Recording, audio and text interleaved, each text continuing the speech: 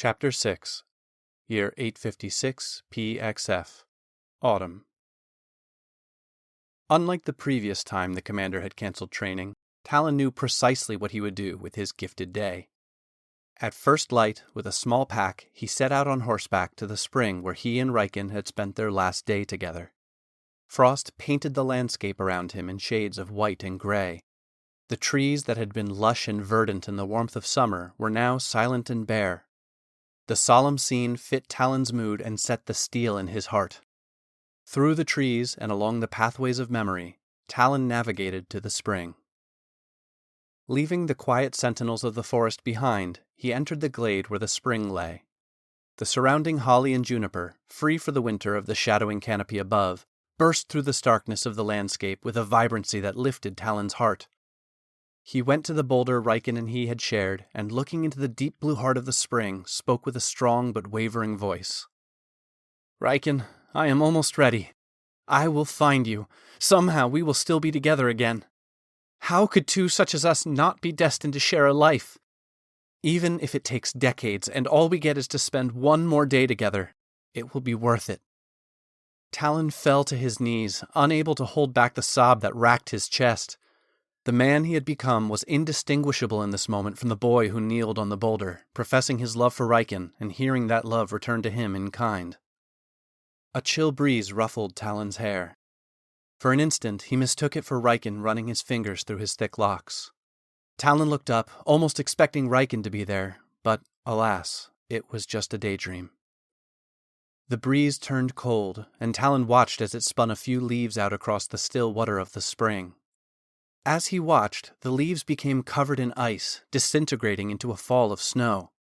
The flakes fell across the spring's surface, spawning even more ice crystals to form that then spread across the water. The sprays of ice swirled and grew until they covered the spring entirely. Talon knew something beyond natural was happening, and barely dared to breathe lest he disturb it. Looking at the now ice-covered spring, he began to discern the features of a face, or perhaps faces. Feminine in form, yet handsome as well, it wavered and changed as he watched. The eyes then opened and seemed to bore into his own, and an echoing voice spoke in his mind. "Talon, son of Toman, your fate is bound to darkness, as your bloodline has been so bound for millennia. While it is true that there is no darkness so deep that the light cannot break it, I am afraid that even the shining beacon of your love will not be enough to free you of the shackles meant to bind you." As the chill of those words sunk into Talon's heart, the confirmation of a dread that had lurked in the shadows of his life, a copper-colored flame sparked to life under the ice and the face within it. The reverberating message continued to bore into his mind. "Even if you were to become my champion, I still could not fully expel the darkness from your fate. However, I can make it so the darkness within you will never bring harm or pain to your love. Whether you will be together again, or share a life, or even another single day, is not for me to decide. But the shattering of the darkness permeating your destiny, even though I cannot sweep all the shards away, can at least give the two of you a chance." Talon was overwhelmed not just by the presence of what must surely be a deity, but also by the words they spoke. Darkness? Bloodlines? Champions? Yet, what filtered through the churning maelstrom of his thoughts was that this deity could give him and Riken a chance. What must I do? Barely above a whisper, almost a prayer. "For now, you must disrupt the machinations of a new darkness that will visit itself upon you. This darkness lurks in shadow and creeps in the secret places of the hearts of men. It will neither show itself nor give power to any it suspects that are not of its own kind. Continue your path. The darkness will think it has won, having never lost on its own battlefield before. But when it strikes, I will be your shield that will allow your light to burn all the brighter." The voice continued. "That will be just the beginning. There will be more for you to endure. Perhaps more than I should even ask. But to bind yourself to me is to bind yourself to the seasons and cycles of nature itself. To do so is to surrender yourself to laws far beyond the ken of mortal men. The ice sheet on the spring shattered, sending shards flying into the air. For a fraction of an instant, Talon came to know the deity to whom he spoke. Haloed in shards of ice, stone, fire, and life was the conjoined god Casfarian. Will you be my champion, sworn by this name and all those yet to come? The force of the question was both a hurricane and the gentle warmth of a shared hearth. Talon stood, awestruck but with conviction in his voice. I will be your champion. For Riken, for myself, and against whatever darkness my family has brought to infect this land. With that, Casfarian was gone as though they had never been there. Talon's knees buckled, and he fell hard onto the boulder, his height and prodigious weight giving it enough impact to slap him back to reality. Had that just occurred? Talon didn't feel any different. What was that about his family's darkness? The more he tried to grasp the deity's words, the more quickly they slipped away, like a dream fading in dawn's light. Looking around himself for any sign of the deity's passing, the only evidence that Talon could find of the miraculous event was a new crack that bisected the boulder he had shared with Riken. There, between the two halves of solid stone, he found a tiny green shoot newly sprouted, poking up through the tight space. Talon followed a meandering path back to the Corvermain estate. He couldn't have said whether he guided his mount there or if his horse took him to where it knew he needed to be, but Talon arrived at a familiar orchard. Looking out over the orchard from a low rise that marked its northern extent, it wasn't the bare trees of winter he saw, but the colorful bounty of early autumn years from years before. 3 years earlier, 8:52 PXF, early autumn. It was the first hearth's rest of the season, and Riken and Talon knew their exact destination for the day. Milgren's orchard. They had visited it in the spring when the trees were in full bloom, and again in summer to lay in the cool shade beneath the lush foliage of the orchard's boughs. 2 days earlier, the boys had been recounting the hearth's rest trips of the previous 18 months of knowing each other, and they had realized a trip to Milgren's had marked the beginning of each season. So, without hesitation, they decided they would keep the tradition and likewise mark this transition to fall. As the two crested the rise overlooking the orchard, the heady perfume of the fermenting apples fallen before the harvest hit their nostrils.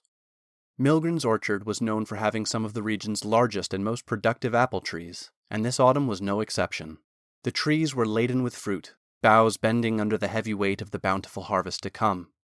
As expected, the farm residents had deserted the orchard for their day of rest. That meant the boys had the sprawling tract of apple trees all to themselves. The two half ran, half stumbled, and in Talon's case half rolled down the embankment and into the orchard proper. Pulling apples from the branches, they talked of all the upcoming feasts and festivals that came with the harvest season, and even a wild scheme to secretly ferment their own cider, which no doubt would be the best to be found far and wide. After a double-dare dip in the already chilly pond near the center of the orchard and far too many apples, Riken and Talon climbed into the largest tree at the center of the orchard. Finding comfortable branches to lounge upon, as only youths can, they dreamily dozed through midday and into the early afternoon. Talon was shaken out of his reverie by Riken's climbing higher into the boughs. "Hey, where are you going?" asked Talon groggily, not quite yet coming to the reasoning that up led nowhere but up. "I think I've found the perfect apple," Riken called back down, as Talon wondered if Riken had maybe eaten an apple that had already fermented. Riken climbed higher and higher and then out onto a branch that was shockingly small to carry his weight. As he reached up with one hand, stretching out as far as he could, both boys heard the crack of the branch Riken was standing on. It was over in an instant. Riken plummeted down through the tree, hitting limbs as he went. Talon almost laughed at the ridiculous look he somehow saw on Riken's face as he passed by him on the way down. He would have laughed regardless, if not for the sickening wet crack he heard as Riken hit the ground, and the way Riken's arm bent like it had an extra elbow. Talon climbed down almost as quickly as Riken had fallen. When he arrived, Riken sat up and looked at his broken arm with glazed eyes like it didn't belong to him. Talon instantly fell into the training he had done with Balanon and spotted Riken was in shock from the fall, the pain yet to sink in. He also knew that it would not last for long. Riken, look at me. Let's get you over here by the tree. Talon instructed far more calmly than he felt, as he positioned the still-sitting Riken so he could lean his back against the tree. Riken stared at Talon blankly, but followed his instruction. Talon began to examine the arm, constantly talking to Riken with an even tone of voice, mimicking Balanon's bedside manner as well as he could. Okay, this might hurt. There was finally a reaction from Riken when he took a sharp intake of breath as Talon probed the break as his mentor had taught him. Luckily, the break seems clean, and the bone didn't puncture through the skin, so I will just need to set and splint it. Talon recited the course of action more like he was answering a question in the surgery than as any sort of confident confirmation of what he would have to do next. Talon quickly prepared a splint with strips torn off his own shirt and the broken branch that had fallen with Riken. Then, setting the splint aside, he presented a smaller stick up to Riken's eyes, their gray flushed through with bright blue from fear, which had begun to moisten from pain. Riken looked confused until Talon said, "You are going to want to bite down on this." His eyes widened, but he quickly opened his mouth, and Talon placed the stick between his back teeth.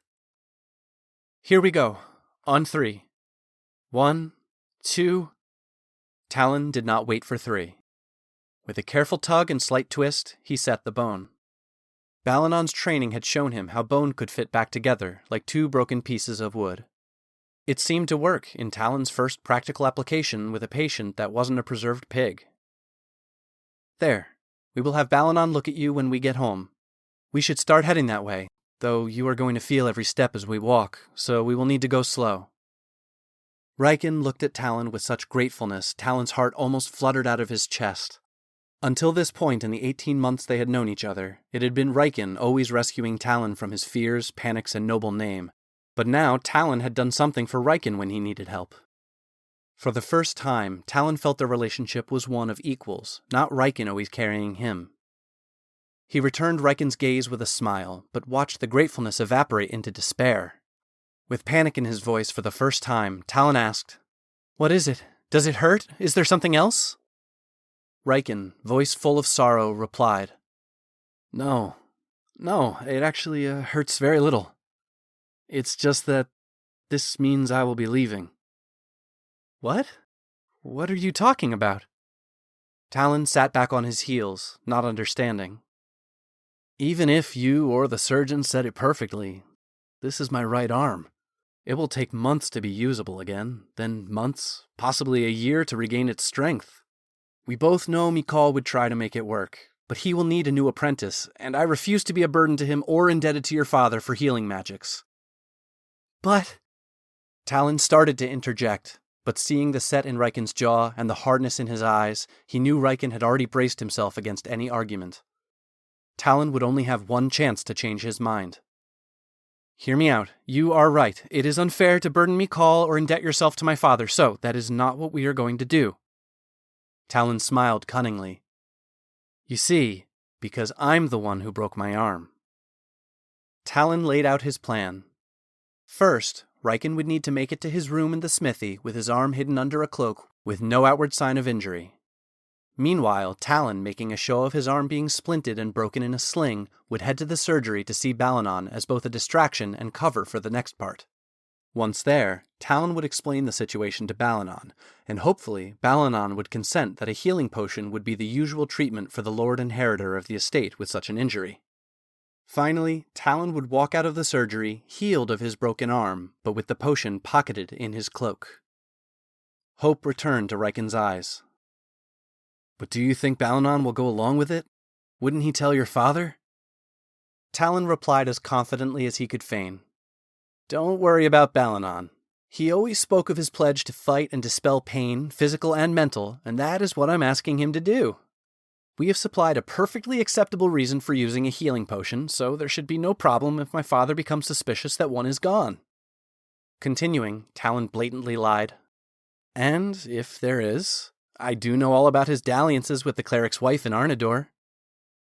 It was the first time he had been anything but honest with Riken.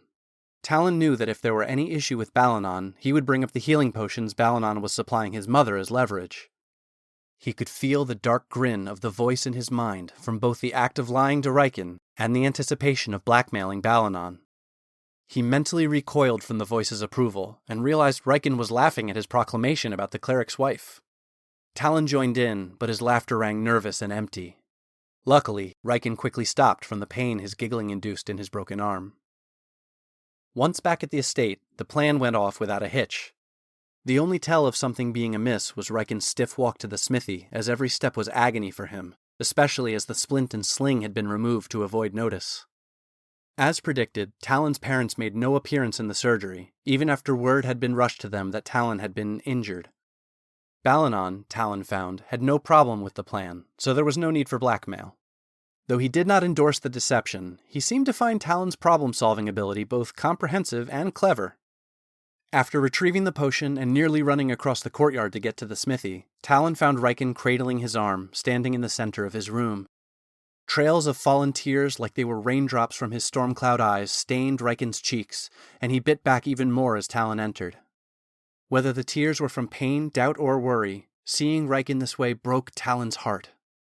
Without a word, Talon popped open the vial and immediately fed it to Riken. He never even contemplated an awkward attempt at a handoff, his only thought being Riken needed him and that he was in pain. In an unintended pose of complete trust and helplessness, Riken just tilted his head back like a baby bird and drank it down. As is the way with magic and potions, the effect was immediate. Before Talon could even ask if it worked, the strength of both of Riken's arms engulfed him. It was the first time they had hugged, and Talon leaned into the embrace, throwing his arms around Riken as well, now with tears staining his cheeks. Riken swayed back and forth as he held Talon in his powerful arms and profoundly stated the feelings in his heart. "You have forever changed my life, Talon Vermillion. I knew there was something special in you from the moment we met." Present year, 856 PXF. Autumn. The memory of that embrace brought Talon back to the present. Riken's words that he had uttered 3 years earlier rang in his ears as if he had just spoken them. Something special, Riken had said. Talon recognized now that the darkness Casparian had spoken of was the voice inside his mind. He had always assumed the voice was something from within himself, an inherent ugliness inside him, perhaps even something everyone had to overcome. The deity's words that had slipped away from his recollection before rang in his mind, that he was bound to darkness by shackles even a god could not entirely erase. Talon looked inside to where he always felt the voice resided, and delved deeper than he had ever dared look before. Guided by the deity's words, what he found was not an entity or an incorporeal voice. He found a black chain fused to his soul that stretched out from him to the horizon somewhere beyond his view. Talon was horrified by the black links that seemed to writhe under his inspection, as though the very act of witnessing them was an offense to their nature. As he searched for how he was bound to such an abhorrent creation, his mind fled from what he discovered. The first link, and presumably all others, was grown from his soul's flesh that blackened into the hard iron links that stretched into the distance. Talon's psyche slammed back into his body, and he fell from his horse, retching from the revelation. Kneeling on all fours, Talon wiped the bile from his mouth with the back of his hand as he looked out over Milgren's orchard. He closed his eyes, blocking the sight of the bare tree limbs reaching to the sky like skeletal fingers in the gray winter light. They reflected the revelation of the dark chain binding him too closely. Taking deep breaths, he concentrated on the memory of Riken's strong arms and warm body pressed against him, their hearts beating almost as one. The deity had said something else that Talon now held tightly onto. The shining beacon of your love. Talon arrived back at the courtyard of the estate as twilight darkened the sky. There was still time for him to dress and make an appearance at formal dinner with his parents, but he chose to dine in the kitchen instead. He supped happily, with Miss Haddington conducting the cheerful sounds of the busy kitchen and the endless kindness and servings the other cooks provided, all the while trying to ignore the heavy weight of the chain he now felt binding his soul.